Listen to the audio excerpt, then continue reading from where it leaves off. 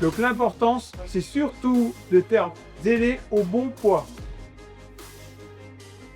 Ensuite, la première des choses, c'est la qualité de vos pas. Ça, c'est très important, avoir des croches de qualité. Il faut analyser vos courages de virement. Nous, il y a cette part, nous, on arrive à mettre le fourrage dans le domaine, mais plus on passe par le sauvage. En gestion, observation, c'est la plus beaucoup de l'histoire. Et s'il ne faut pas oublier qu'à de la chatte, je vous donne des kilos de brut.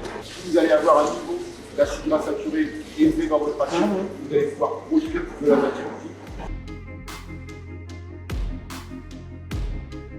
Il faut générer 60 à 40% des protéines par le rumen. Et ça, quand vous faites ça, là, vous produisez de la méthionine et de la dans les panses par vos fourrages. En 2019, on avait des vaches à 10 000, on était content. À l'heure actuelle, on a des vaches à 14, 15 000 qui vont être gestantes, prêtes à tarer, qui sont encore à 45 kg.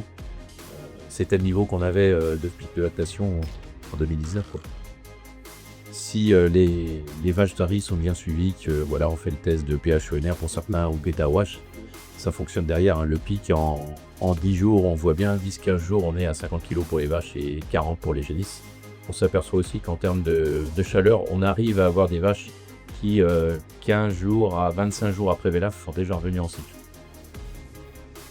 L'élément important que je soulignais, moi, c'est que on a pu avoir des moments où on avait pas mal de problèmes de caillettes.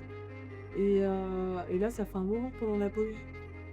Donc, oui, le tarissement est très très important au niveau cétose, caillette, au niveau fièvre de lait et au niveau, je dirais, longévité des vaches.